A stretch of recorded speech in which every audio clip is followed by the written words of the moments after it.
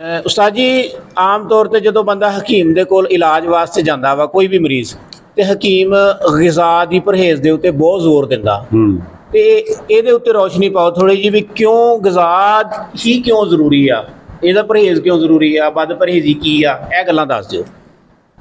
ਬਦ ਪਰਹੇਜ਼ੀ ਇੱਦਾਂ ਮਰੀਜ਼ ਨੂੰ ਕੋਈ ਪਤਾ ਨਹੀਂ ਕਿ ਮੈਨੂੰ ਕਿਹੜੀ ਗਿਜ਼ਾ ਚਾਹੀਦੀ ਹੈ ਜੀ ਠੀਕ ਹੈ। ਉਹਨੂੰ ਜਿਹੜੀ ਸਵਾਦੀ ਲੱਗਦੀ ਹੈ ਨਾ ਗਿਜ਼ਾ ਉਹ ਖਾਈ ਜਾਂਦਾ। ਜੇ ਕੋਈ ਗਰਮ ਤੇ ਲੱਗ ਗਿਆ ਤਾਂ ਗਰਮ ਖਾਈ ਜਾਂਦਾ, ਜੇ ਠੰਡੀ ਤੇ ਲੱਗ ਗਿਆ ਠੰਡੀਆਂ ਹੀ ਖਾਈ ਜਾਂਦਾ। ਇਹੋ ਹੀ ਆਖਿਆ ਹੁੰਦਾ ਮੇਰੇ ਮਸਾਨੇ 'ਚ ਗਰਮੀ, ਮੇਰੇ ਮਿਹਦੇ 'ਚ ਗਰਮੀ, ਭੁੱਖ ਲੱਗਣੋਂ ਹਟ ਗਈ ਮਿਹਦੇ 'ਚ ਗਰਮੀ। ਯਾਰ ਮਿਹਦਾ ਤੇ ਇੱਕ ਹਾਂਡੀ ਆ ਤੇ ਚੁੱਲ੍ਹੇ ਦੇ ਉੱਤੇ ਰੱਖੀ ਹੋਵੇ ਜੋ ਗਰਮ ਹੋਊਗਾ ਚੁੱਲ੍ਹਾ ਤੇ ਉਦੋਂ ਗਰਮੀ ਦੇਊਗਾ ਤੇ ਚੀਜ਼ ਗਲੇਗੀ ਨਾ ਉਹਦੇ ਅੰਦਰ। ਜੀ ਠੀਕ ਹੈ। ਤੇ ਜੇ ਉਹਨੂੰ ਫਰਿੱਜ ਬਣਾ ਦੇਵੇ ਠੰਡੀਆਂ ਚੀਜ਼ਾਂ ਖਾ ਕੇ ਉਹਨੂੰ ਭੁੱਖ ਕਿੱਦਾਂ ਲੱਗਣੀ। ਤੰਦੂਰ ਤਪਿਆ ਹੋਵੇ ਜੀ ਤੇ ਰੋਟੀ ਫਟਾਫਟ ਲੱਗਦੀ ਜਾਂਦੀ ਤੇ ਲਹਿੰਦੀ ਆਉਂਦੀ ਬਾਹਰ ਨਿਕਲਦੀ ਆਉਂਦੀ। ਤੇ ਜੇ ਠੰਡੇ ਤੰਦੂਰ 'ਚ ਲਾ ਦਾਂਗੇ ਤੇ ਉਹ ਨਿਕਲੂਗੀ ਬਾਹਰ ਮੁੜ ਕੇ, ਉਹ ਤਾਂ ਉੱਥੇ ਹੀ ਚੰਬੜੀ ਰਹਿਣੀ, ਉੱਥੇ ਉਹਦੇ 'ਚ ਕੀੜੇ ਚੱਲ ਜਾਣੇ ਮੁੜ ਕੇ। ਇਸੇ ਤਰੀਕੇ ਨਾਲ ਕੋਈ ਵੀ ਗਿਜ਼ਾ ਜਿਹੜੀ ਜ਼ਰੂਰਤ ਤੋਂ ਜ਼ਿਆਦਾ ਖਾਧੀ ਜਾਂਦੀ ਹੈ ਨਾ, ਉਹ ਫਿਰ ਕੀ ਹੁੰਦਾ ਹੈ, ਜਿਹੜੇ ਰਾਹ ਨੂੰ ਜਿੰਨੀ ਚਾਹੀਦੀ ਸੀ ਉਹਨੇ ਆਪਣੀ ਖੁਰਾਕ ਲੈ ਲਈ। ਬਾਕੀ ਤੁਹਾਡੇ ਵਾਂਗੂ ਨਹੀਂ ਕਿ ਖਾਈ ਜਾਓ ਬਗਾਨੇ ਘਰ ਆਏ ਆ ਇੱਕ ਵਾਰ ਦਾ ਕੱਢ ਦਿਓ ਕਬਾੜ ਜਾਂ ਜਿਹੜਾ ਕਬਾੜ ਕੱਢ ਦਿਓ ਇੱਕ ਵਾਰ ਇਹਨੂੰ ਦਲੀਲ ਕਰ ਦਿਓ ਤੇ ਆਪ ਮੁੜ ਕੇ ਜਾਂਦਿਆਂ ਹੀ ਹਜ਼ਾ ਕਰਾ ਕੇ ਤੇ ਡਾਕਟਰ ਦੀ ਦੁਕਾਨ 'ਤੇ ਜਾਓ ਬੋਤਲ ਲਵਾਉਣੀਆਂ ਸ਼ੁਰੂ ਕਰ ਦਿਓ। ਨਹੀਂ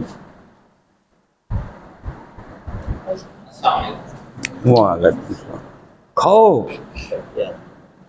ਉਸ ਬੰਦੇ ਨੂੰ ਨੁਕਸਾਨ ਪਹੁੰਚਾਉਣਾ ਚਾਹੁੰਦੇ ਜੇ ਜਿਹਦੇ ਘਰ ਤੁਸੀਂ ਖਾਣ ਗਏ ਜੇ, ਉਹਦਾ ਨੁਕਸਾਨ ਕੋਈ ਨਹੀਂ, ਤੁਸੀਂ ਆਪਣੇ ਰਿਜ਼ਕ ਦਾ ਨੁਕਸਾਨ ਕਰਨ ਲਾਇਆ ਜੇ। ਤੁਸੀਂ ਅਗਰ ਇੱਕ ਚੌਲਾਂ ਦਾ ਦਾਣਾ ਜਾਣ ਬੁੱਝ ਕੇ ਸਿੱਟ ਦਿੱਤਾ ਨਾ ਜੀ, ਉਸ ਬੰਦੇ ਦਾ ਨੁਕਸਾਨ ਨਹੀਂ, ਨੁਕਸਾਨ ਤੁਹਾਡੇ ਰਿਜ਼ਕ ਦੇ ਵਿੱਚ ਕਮੀ ਆਉਣੀ ਹੈ। ਠੀਕ ਹੈ। ਤੁਸੀਂ ਆਪਣੇ ਰਿਜ਼ਕ ਦਾ ਨੁਕਸਾਨ ਕਰਨ ਜਾਂਦੇ ਜੇ। ਵਿਆਹਾਂ ਸ਼ਾਦੀਆਂ 'ਤੇ ਜਾਂਦੇ ਆ, ਅੱਧੀ ਰੋਟੀ ਖਾਧੀ ਅੱਧੀ ਥੱਲੇ, ਅੱਧੀ ਖਾਧੀ ਅੱਧੀ ਥੱਲੇ, ਅੱਧੀ ਕੀ ਸ਼ਰੀਕ ਸੀ ਨਾ, ਤੇ ਸ਼ਰੀਕ ਨੂੰ ਜੀ ਤੰਗ ਕਰਨ ਵਾਸਤੇ ਉਹਦਾ ਨੁਕਸਾਨ ਕਰਨਾ, ਇਹਦੀ ਬੇਇੱਜ਼ਤੀ ਕਰਵਾਉਣੀ ਆ, ਇਹਦਾ ਸਾਲਣ ਥੁੜ ਜਾਏ, ਇਹਦੀ ਰੋਟੀ ਥੁੜ ਜਾਏ, ਇਹ ਨਹੀਂ, ਉਹਦਾ ਨੁਕਸਾਨ ਨਹੀਂ ਹੈਗਾ, ਤੁਸੀਂ ਆਪਣਾ ਰਿਜ਼ਕ ਘਟਾ ਰਹੇ ਹੋ। ਕੋਈ ਉਸਤਾਦ ਜੀ ਕੋਈ ਵੀ ਚੀਜ਼ ਜ਼ਰੂਰਤ ਤੋਂ ਬਗੈਰ ਖਾ ਰਹੇ ਆ ਤੇ ਫਿਰ ਉਹ ਹਾਂਜੀ ਜਿਸ ਵੇਲੇ ਜ਼ਰੂਰਤ ਤੋਂ ਜ਼ਿਆਦਾ ਅੰਦਰ ਚਲੇ ਜਾਂਦੀ ਆ ਜੀ ਤੇ ਉਹ ਪਈ ਅੰਦਰ ਪਈ ਸ਼ਾਇਦ ਉਸਦੀ ਆ। ਠੀਕ ਹੈ। ਤੈਨੂੰ ਜ਼ਰੂਰਤ ਸੀ 1 ਕਿਲੋ ਗੋਸ਼ਤ ਦੀ, ਤੁਸੀਂ 10 ਕਿਲੋ ਪਕਾ ਕੇ ਰੱਖ ਲਿਆ, 1 ਕਿਲੋ ਤੁਸੀਂ ਖਾ ਲਿਆ, 9 ਕਿਲੋ ਬਾਕੀ ਪਿਆ, ਉਹ ਫਰਿੱਜ ਰੱਖ ਲਿਆ, ਚਲੋ ਸਵੇਰੇ ਖਾ ਲਾਂਗੇ, ਅਗਲੇ ਦਿਨ ਖਾ ਲਾਂਗੇ, ਅਗਲੇ ਦਿਨ ਖਾ ਲਾਂਗੇ। ਵਾਰਡ ਵਾਲਿਆਂ ਨੂੰ ਗੁੱਸਾ ਚੜਿਆ, ਉਹਨਾਂ ਨੂੰ ਦਿੱਤਾ ਨਹੀਂ ਤੁਸੀਂ ਸਾਲਣ ਜੀ, ਉਹਨਾਂ ਨੇ ਬਿਜਲੀ ਬੰਦ ਕਰ ਦਿੱਤੀ, ਫਰਿੱਜ ਬੰਦ ਹੋ ਗਈ, ਸਵੇਰ ਨੂੰ ਉੱਠੇ ਤੂਸਾਂ ਆਈਆਂ ਚੁੱਕਿਆ, ਉਹਨੂੰ ਰੂੜੀ 'ਤੇ ਸਿੱਟਣ ਤੁਰ ਪਿਆ। ਇਸੇ ਤਰੀਕੇ ਨਾਲ ਸਾਡੇ ਅੰਦਰ ਕਿਤਾਬ ਹੁੰਦੀ ਹੈ। ਠੀਕ ਹੈ ਜੀ। ਅਗਰ ਉਹ ਗੁੱਸੀ ਸ਼ਾਇਦ ਤੁਸੀਂ 2-4 ਦਿਨ ਰੱਖ ਲਓ ਤੇ ਤੁਹਾਨੂੰ ਉਹਦੇ 'ਚ ਕੀੜੇ ਅੱਖਾਂ ਦੇ ਨਾਲ ਨਜ਼ਰ ਆਉਣ ਲੱਗ ਪੈਣ, ਕਿਉਂਕਿ ਜਿਸ ਵੇਲੇ ਉਹਦੇ ਵਿੱਚ ਤਫਨ ਪੈਦਾ ਹੁੰਦਾ ਹੈ ਤੇ ਉਹਦੇ 'ਚ ਫਿਰ ਜਰਾਸੀਮ ਪੈਦਾ ਹੁੰਦੇ, ਉਹੀ ਜਰਾਸੀਮ ਜਿਹੜੇ ਹੈਗੇ ਆ ਉਹੀ ਬਿਮਾਰੀ ਦਾ ਵਾਇਰਸ ਬਣਦਾ। ਠੀਕ ਹੋ ਗਈ। ਤੇ ਤੁਸੀਂ ਖਾਓ ਹੀ ਉਹਨਾਂ ਕੁ ਜਿਹਨੂੰ ਹਜ਼ਮ ਕਰ ਲਓ। ਫਿਰ ਹਰ ਟਾਈਮ ਇੱਕ ਹੀ ਕਿਸਮ ਦਾ ਖਾਣਾ ਨਾ ਖਾਈ ਜਾਓ। ਬਾਕੀ ਜਿਹੜੇ ਟਿਸ਼ੂ ਹੈਗੇ ਉਹਨਾਂ ਨੂੰ ਵੀ ਜ਼ਰੂਰਤ ਹੈ ਉਸ ਖੁਰਾਕ ਦੀ, ਉਹਨਾਂ ਦੀ ਖੁਰਾਕ ਦੀ। ਨਰਵਸ ਸਿਸਟਮ ਆ, ਇਹਦੇ ਵਾਸਤੇ ਉਹ ਚੀਜ਼ਾਂ ਜਿਨ੍ਹਾਂ ਦੇ ਵਿੱਚ ਰਤੂਬਤ ਦੀ ਜ਼ਿਆਦਤੀ ਹੋਵੇ, ਪਾਣੀ ਦੀ ਜ਼ਿਆਦਤੀ, ਮਤਲਬ ਮੂਲੀ ਆ, ਗਾਜਰ ਹੈ, ਸ਼ਲਜਮ ਹੈ, ਕੱਦੂ ਆ, ਟਿੰਡੇ ਆ, ਇਹ ਚੀਜ਼ ਖੀਰਾ ਆ, ਇਹਨਾਂ ਦੇ ਵਿੱਚ ਪਾਣੀ ਦੀ ਮਿਕਦਾਰ ਜ਼ਿਆਦਾ ਹੁੰਦੀ ਹੈ। ਜੀ ਠੀਕ ਹੈ। ਔਰ ਇਹ ਤੁਹਾਡੇ ਨਰਵਸ ਸਿਸਟਮ ਨੂੰ ਜਿਹੜਾ ਹੈਗਾ ਨਾ ਉਹ ਤਾਕਤ ਦਿੰਦੇ। ਠੀਕ ਹੈ। ਲੇਕਿਨ ਅਗਰ ਤੁਸੀਂ ਇਹੋ ਹੀ ਖਾਈ ਜਾਓਗੇ, ਨਰਵਸ ਸਿਸਟਮ ਨੇ ਜਿੰਨੀ ਲੈਣੀ ਸੀ ਲੈ ਲਈ, ਬਾਕੀ ਪਈ ਅੰਦਰ ਜੀ ਘੁਸਣੀ ਸ਼ੁਰੂ ਹੋ ਗਈ। ਠੀਕ ਹੈ। ਜਦੋਂ ਬੁੱਸਣੀ ਸ਼ੁਰੂ ਹੋਈ ਤੇ ਫਿਰ ਉਹਦੇ ਵਿੱਚ ਪਹਿਲਾਂ ਉਹਨੂੰ ਆਖਣਗੇ ਵਾਇਰਸ, ਫਿਰ ਉਹਨੂੰ ਆਖਣਗੇ ਕਿ ਜਰਾਸੀਮ ਬਣ ਗਿਆ ਇਹਦੇ ਅੰਦਰ, ਉਹ ਬਿਮਾਰੀਆਂ ਦਾ ਸਬਬ ਬਣ ਗਏ। ਜੀ ਜਿਸ ਤਰੀਕੇ ਨਾਲ ਅੱਗੇ ਕਰੋਨਾ ਆਇਆ, ਇੱਕ ਤੋਂ ਦੂਸਰੇ ਨੂੰ ਮਰਜ਼ ਲੱਗਣੀ ਸਾਹ ਦੇ ਥਰੂ, ਖਾਂਸੀ ਦੇ ਥਰੂ, ਖਾਂਸੀ ਸਾਹ, ਉਹ ਖਾਂਸੀ ਆਉਂਦੀ ਫੇਫੜੇ ਦੇ ਵਿੱਚੋਂ, ਸਾਹ ਵੀ ਆਉਂਦਾ ਫੇਫੜੇ ਦੇ ਵਿੱਚ। ਜੀ। ਉਹ ਖੂਨ ਜਿਹੜਾ ਫੇਫੜੇ ਨੂੰ ਵੀ ਆਉਂਦਾ ਹੈ ਨਾ, ਉਹੋ ਹੀ। ਜੀ ਜੀ ਅੱਛਾ, ਉਹਦੇ ਜਿਹੜੇ ਜਰਾਸੀਮ ਆ, ਜਿਹੜੇ ਮਤਲਬ ਹੈ ਕਿ ਹਵਾ ਦੇ ਵਿੱਚ ਉੱਡ ਕੇ ਬਾਹਰ ਆਉਂਦੇ ਆ, ਉਹ ਦੂਸਰੇ ਬੰਦੇ ਨੂੰ ਕਾਬੂ ਕਰਦੇ।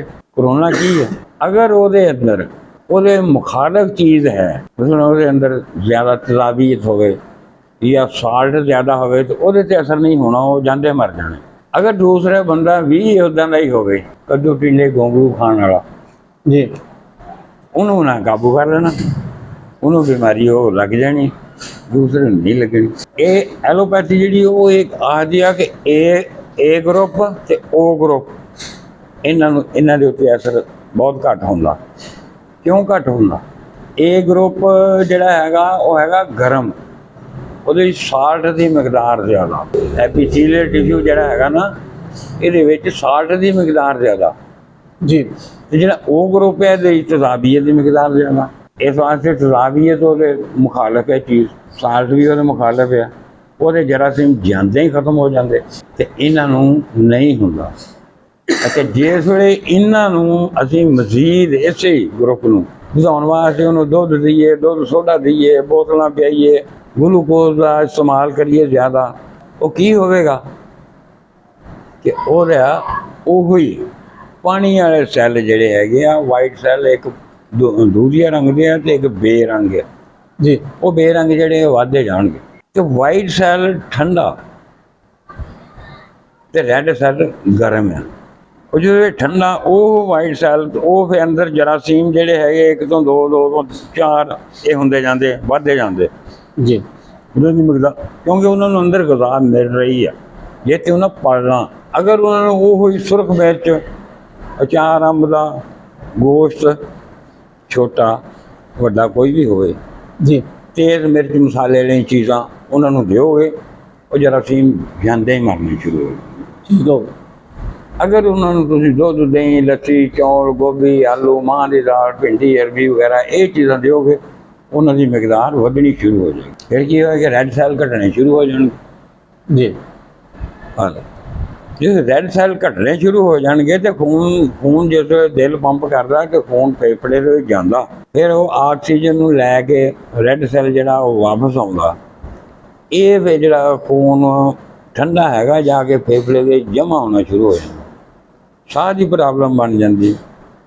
ਜਦੋਂ ਸਾਹ ਦੀ ਪ੍ਰੋਬਲਮ ਬਣਦੀ ਆ ਤੇ ਫਿਰ ਉਹ, ਕਿਉਂਕਿ ਹੈ ਠੰਡਾ ਸੈੱਲ, ਉਹ ਫੇਫੜੇ ਦੇ ਅੰਦਰ ਸਰਦੀ ਪੈਦਾ ਕਰ ਦਿੰਦਾ। ਜੀ। ਇਹ ਸਰਦੀ ਪੈਦਾ ਹੁੰਦੀ ਹੈ, ਉਦੋਂ ਫਿਰ ਉਹਨੂੰ ਨਮੂਨੀਆ ਹੋ ਜਾਂਦਾ। ਇਸ ਪਾਸੇ ਜਿਹੜਾ ਹੈਗਾ, ਇਹ ਨਜ਼ਲਾ ਵਬਾਈ ਸਾਬਰ ਸਾਹਿਬ ਨੇ ਕਿਤਾਬ ਲਿਖੀ ਆ, ਕੋਈ ਮੇਰੇ ਖਿਆਲ 56-57 ਸੰਨ ਦੇ ਵਿੱਚ। ਜੀ। 1956 ਸੰਨ, ਇੱਥੇ ਅੱਗੇ ਪਿੱਛੇ ਲਿਖੀ, ਉਹਨਾਂ ਨੇ ਬਹੁਤ ਵਧੀਆ ਤਫਸੀਲ ਲਿਖੀ। किताब का नाम कि वबाई अमराज, ਨਜ਼ਲਾ ਵਬਾਈ। नज़ला